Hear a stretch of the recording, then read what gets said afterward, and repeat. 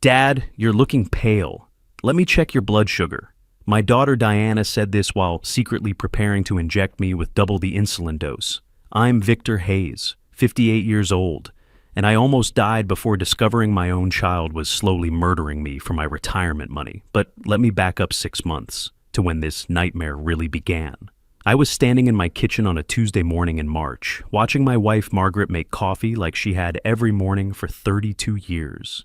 She was humming something, I can't remember what song now, and measuring out the grounds with that precise way she did everything.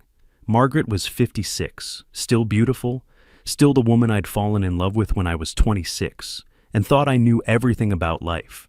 She turned to say something to me, smiled that smile that had gotten me through 3 decades of marriage, 2 job changes, and raising our daughter, Diana. Then her face went blank. The coffee scoop dropped from her hand, ceramic shattering, across our kitchen floor. Margaret, she collapsed before I could catch her, just crumpled like someone had cut her strings. I called 911, tried CPR like they taught us in the electrical contractor's safety course, but I knew. You know when someone's gone.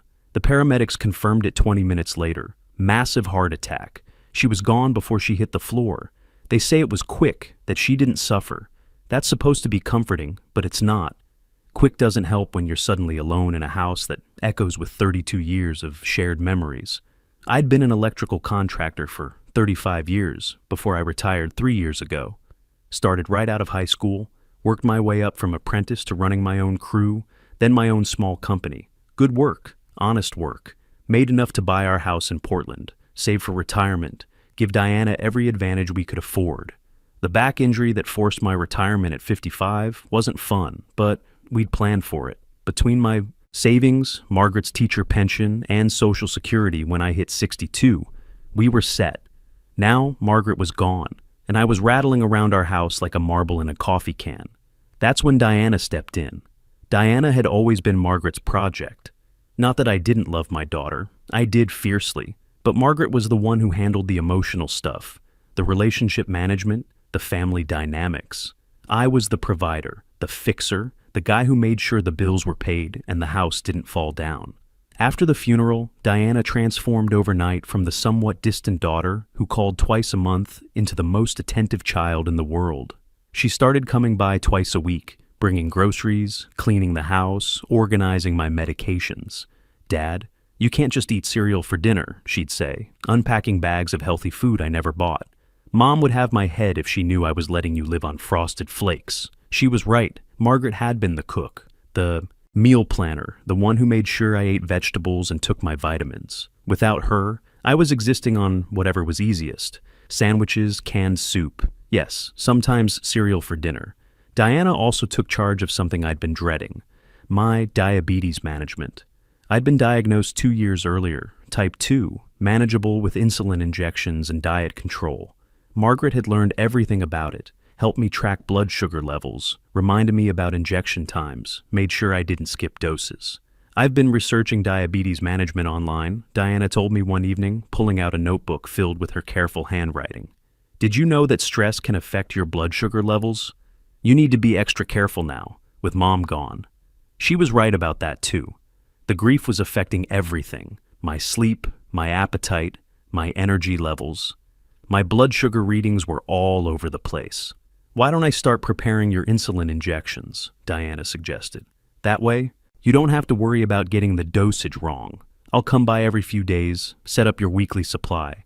It seemed thoughtful. Hell, it was thoughtful. My daughter stepping up to help her old man when he needed it most. Margaret would have been proud. Diana also started helping with my finances. After 32 years of marriage, Margaret had handled most of our money management. She paid bills, balanced accounts, dealt with banks and investment companies. I knew the big picture, how much we had, where it was invested. But the day-to-day details had been her domain. "Dad, some of these financial companies have been calling," Diana said during one of her visits.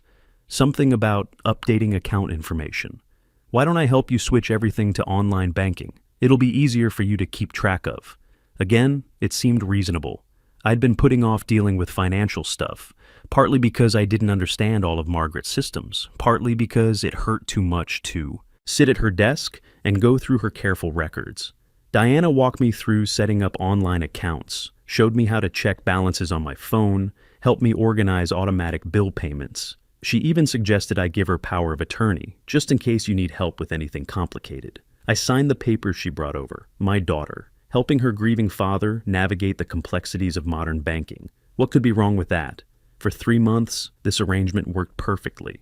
Diana visited regularly, made sure I was eating properly, taking my medication, staying connected to the world instead of disappearing into grief. She handled financial questions when they came up, dealt with paperwork I didn't understand, even helped me start thinking about what to do with Margaret's belongings. I was grateful, more than grateful. I was dependent on her help, and I knew it. For the first time in my adult life, I couldn't handle basic life management on my own. My daughter had become my lifeline. Then I opened my monthly bank statement in June and saw that $350,000 was missing from my retirement account. At first, I thought it was a mistake. Had to be. Banks make errors all the time, especially with online systems I still didn't fully understand. But the numbers were clear. 3 large withdrawals over 3 months. $50,000 in January, $75,000 in February, $225,000 in March. The timing was wrong, though. Margaret had died in March, but these transfers went back to January. Someone had been moving my money around for months. I called the bank immediately. After 20 minutes on hold and 2 transfers to different departments, I reached a customer service representative who could actually access my account. "Sir, these transfers were authorized through your power of attorney," she explained. "Diana Hayes initiated these transfers to Hayes Investment Holdings on your behalf. I never opened any account called Hayes Investment Holdings." Silence. On the other end, "Sir, our records showed the account was opened in January with your social security number and authorization from your power of attorney. Can you fax me the authorization documents?" "Certainly. What fax number should I use?" An hour later, I was standing at the FedEx store down the street, reading authorization forms with my signature on them. Except, it wasn't my signature. Close enough to fool a busy bank employee, but I'd been signing my name for 58 years. This was a forgery. Someone had been systematically stealing my retirement savings for months, using fake power of attorney documents and a forged signature. And only one person had access to my financial information, my social security number, and examples of my signature, my own daughter. I sat in my truck outside that FedEx store for an hour, staring at those forged documents. My hands were shaking, not from age, from rage. My own daughter had been robbing me blind while playing the caring caregiver. But stealing money was one thing. What happened next made me realize Diana wasn't just a thief. She was trying to kill me. I'd been feeling terrible for weeks. Dizzy spells that came out of nowhere, confusion that made me forget what day it was, sweating episodes that soaked through my shirts. At first, I blamed grief. Losing your wife after 32 years does things to your body, your mind. Everyone said it was normal. Diana certainly reinforced that theory. "Dad, you're not looking good," she'd say during her visits, feeling my forehead like I was a child with a fever. "Are you remembering to take your insulin? Maybe we should increase the dosage. Your blood sugar seems unstable." She'd been preparing my weekly insulin supply for 3 months, filling 7 syringes with what she claimed was my prescribed dosage. I trusted her. Why wouldn't I? She was my daughter. She'd researched diabetes management. She was trying to help. But now, sitting in that parking lot with evidence of her theft. In my hands, I started thinking about the timing. The dizzy spells had started in March, right after Margaret's funeral, right when Diana began handling my medication. I drove straight to my doctor's office. Dr. Brady Thompson had been treating my diabetes for 2 years. He was younger than Diana, probably fresh out of residency, but he was thorough and patient with questions. His nurse squeezed me in without an appointment when I explained I was having severe symptoms. "Victor, when did these episodes start?" he asked, reviewing my chart. "About 3 months ago, right after my wife passed away." "I'm sorry for your loss. Grief can definitely affect blood sugar control." He paused. "Are you taking your insulin as prescribed? My daughter's been helping me with injections. She prepares them in advance." Something in Dr. Thompson's expression changed. "She prepares them? That's unusual. Insulin should be drawn fresh each time." She said it was easier, more convenient. "Victor, pre-filled syringes can lose potency. But more importantly, who's determining the dosage? Diana researched it online. She said my levels seemed off, that I might need higher doses. Dr. Thompson set down his pen. Victor, I determine insulin dosage based on your blood work and symptoms. No one else should be adjusting your medication, especially not based on internet research. He ordered immediate blood work. The results came back an hour later, and Dr. Thompson's face went white. Victor, your insulin levels are dangerously high. This isn't consistent with your prescribed dosage. Either you're accidentally double dosing, or someone's giving you too much insulin deliberately. How much too much? Enough to cause severe hypoglycemic episodes. Enough to potentially cause coma or death. The room started spinning, not from blood sugar this time, from the realization that my daughter hadn't just been stealing my money. She'd been poisoning me with my own medication. Doctor, there's something else? Diana has power of attorney. She's been managing my finances, and I just discovered she's stolen $350,000 from my accounts. Dr. Thompson stared at me for a long moment. Victor, what you're describing sounds like systematic elder abuse, financial exploitation combined with potential attempted murder. He picked up his phone. I'm calling Detective Martinez. She specializes in these cases. Detective Rosa Martinez arrived at the medical office within an hour. She was younger than I expected, maybe 40, with sharp eyes and the kind of direct manner that told you she'd heard every story and seen every scam. She listened to everything: the stolen money, the forged documents, the insulin manipulation, the suspicious timing of my health problems. She took notes in a small pad, asked pointed questions, never seemed surprised by any of it. Mr. Hayes, what you're describing is textbook financial elder abuse with attempted murder, she said finally. Your daughter has been systematically exploiting your trust and vulnerability after your wife's death. Can you prove it? We need evidence. Real evidence, not just your suspicions. Are you willing to help us gather it? I thought about Diana's face when she checked my blood sugar, the concern in her voice when she prepared my insulin, the way she'd positioned herself as my protector after Margaret died. All lies, all manipulation designed to rob and kill me. What do you need me to do? Detective Martinez handed me a small digital recorder, barely bigger than a key fob. This will pick up conversations from across a room. Keep it in your shirt pocket whenever Diana visits. What if she finds it? You're a worried father who bought a recorder because you're afraid you're losing your memory. Play confused. Lean into the grief. She already thinks you're declining mentally. Use that. The plan was simple but terrifying. I'd continue acting like the grieving, confused widower while secretly documenting Diana's crimes. Dr. Thompson would monitor my insulin levels closely, testing each dose before I used it. Detective Martinez would coordinate evidence collection for the eventual arrest. Most importantly, Detective Martinez emphasized, don't confront her directly. Don't let her know you suspect anything. These cases often turn violent when the perpetrator feels trapped. I drove home that afternoon with the recorder in my pocket and a glucose testing kit hidden in my bedroom. Every insulin injection Diana had prepared would be tested before I used it.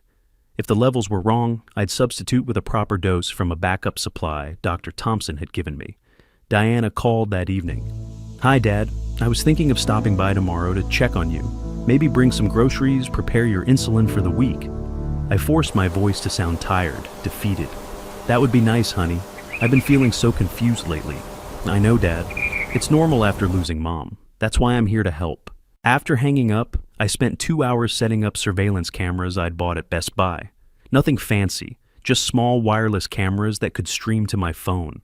I hid one behind a picture frame in the kitchen, another inside a decorative plant in the living room. The angles weren't perfect, but they'd capture Diana's movements around my medication supplies. She arrived the next morning at exactly 10 a.m., letting herself in with the spare key I'd given her months earlier. I watched from my bedroom as she went straight to the kitchen, pulled my insulin pens from the refrigerator, and began preparing syringes. Even from the camera feed, I could see her adding something to each injection. She worked methodically, efficiently, like someone who'd done this many times before. When she finished, she carefully labeled each syringe with days of the week and returned them to the refrigerator. Dad, I've got your insulin ready, she called out. 7 doses, 1 for each day. Don't forget to take them with breakfast. I shuffled into the kitchen, playing my role. Thank you, sweetheart. I don't know what I'd do without you. Diana hugged me, and for a moment, just a moment, I remembered the little girl who used to climb onto my lap and ask me to fix her broken toys. Then I remembered the forged bank documents in my desk drawer. Dad, there's something we need to discuss, Diana said, settling into Margaret's chair at the kitchen table. I've been looking at your finances, and there are some concerning patterns. I sat across from her, the recorder in my pocket capturing every word. What kind of patterns? Well, you've been making some unusual investments, high-risk stuff, cryptocurrency, foreign markets. I think you might have authorized these during a confused period after Mom died. My blood went cold. She was setting up a narrative, creating a story to explain the missing money, making it seem like I'd been the one making bad financial decisions while grief-stricken and mentally declining. I don't remember authorizing any investments like that. That's what I'm worried about, Dad. Your memory isn't what it used to be. That's why I think we should consider moving your remaining assets into a more secure arrangement. Something I can help you manage? What kind of arrangement? Diana pulled out legal documents from her purse. A joint account. That way, if something happens to you, or if your condition worsens, I can make sure your money is protected. I stared at the papers. More signatures required, more access to my remaining assets. She wasn't just stealing from me. She was positioning herself to inherit everything, while making it look like I'd authorized it during periods of mental confusion. Diana, can I ask you something? Of course, Dad. The life insurance policy. The one your mother insisted we get 5 years ago. You know about that, right? Her face went very still. What about it? It's for $1.2 million. You're the beneficiary. Dad, why? Are you bringing this up? I leaned forward, studying her face. Because I've been thinking. If I died tomorrow, you'd inherit the house, the remaining savings, and $1.2 million in insurance money. That would be enough to solve a lot of problems, wouldn't it? Diana's mask slipped for just a second. I saw something cold and calculating in her eyes, something that had nothing to do with the loving daughter she'd been pretending to be. Dad, you're scaring me. You're talking like you think I want you to die, do you? The question hung in the air between us. Diana's face went through several expressions: shock, hurt, anger, then something that looked almost like relief. You know, don't you? She said quietly. Know what? About the money, about the insulin. Her voice was different now, flat and emotionless. How long have you known? I pulled out my phone and showed her the security camera footage. Diana's face on the screen, clear as day, tampering with my insulin in the kitchen just an hour earlier. She stared at the video for a few seconds, then looked at me with pure hatred. You set me up. I documented you committing crimes against your own father. Diana stood up abruptly, her chair scraping against the floor. You have no idea what you've done. Diana started pacing around my kitchen like a caged animal. Her whole demeanor had changed. The loving daughter act was completely gone, replaced by something cold and desperate. You don't understand, she said, her voice getting higher. I owe people money, serious people, the kind who don't accept excuses or payment plans. How much money? $420,000. I got into cryptocurrency trading, thought I could make quick profits. Then the market crashed. I kept doubling down, trying to recover losses, used credit cards, took loans, borrowed against everything I owned. She stopped pacing and looked at me directly. Then these people started calling, started making threats. Do you know what happens to people who can't pay back? That kind of debt? So you decided to kill your father instead. I didn't want to. The words burst out of her. But you were going to die anyway, Dad. You're old, you have diabetes, heart problems. I was helping speed up the natural timeline. The casual way she said it, helping speed up the natural timeline, made my blood freeze. This was my daughter talking about murdering me like it was a business decision. The insulin wasn't working fast enough, Diana continued, almost talking to herself now. You're tougher than I expected. I kept increasing the doses, but your body kept fighting it off. You were trying to put me into a diabetic coma. It would have looked natural. Elderly diabetic man, recent widow, dies from medication management error. No one would have questioned it. I stared at this stranger who looked like my daughter. What happened to you? Margaret and I raised you better than this. Diana's face twisted with something like pain. You raised me to be middle, class, to be satisfied with average. But I wanted more. I deserved more. So you decided to steal it from your parents. It was going to be mine anyway when you both died. I just needed it sooner. The recorder in my pocket was capturing everything. Diana's confession, her complete lack of remorse, her cold calculation about my death. But I needed more. Diana, there's something I need to know. The power of attorney documents. You forged my signature, didn't you? She laughed, actually laughed. Dad, I've been forging your signature since high school. Remember all those permission slips Mom forgot to sign? I got really good at copying your handwriting. And the fake investment account, Hayes Investment Holdings. Opened it online with your social security number. The bank never verified anything. They just processed the transfers. I felt sick. My own daughter had been planning this for months, maybe years. Every visit, every kind gesture, every moment of apparent concern had been part of an elaborate murder plot. Diana, I have to ask, do you feel anything? Any guilt? Any regret? She considered this seriously, like it was an academic question.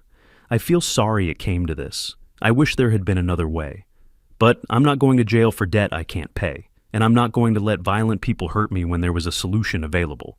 A solution. That's what you call murdering your father.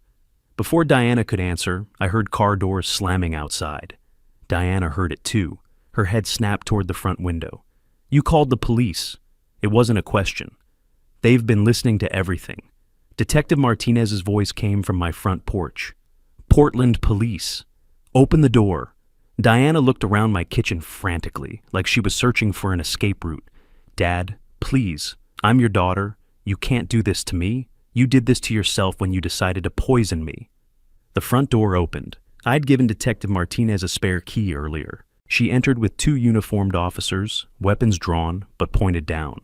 Diana Hayes, you're under arrest for elder abuse, attempted murder, and financial fraud, Detective Martinez announced. Put your hands behind your back. Diana looked at me one last time. Tears were streaming down her face now, but I couldn't tell if they were real or just another manipulation. Dad, I'm sorry. I never wanted it to go this far. Neither did I. They handcuffed Diana and read her rights. As they led her toward the front door, she turned back to me. The people I owe money to. They're not going to just forget about the debt. If I go to prison, they might come after you. Let me worry about that.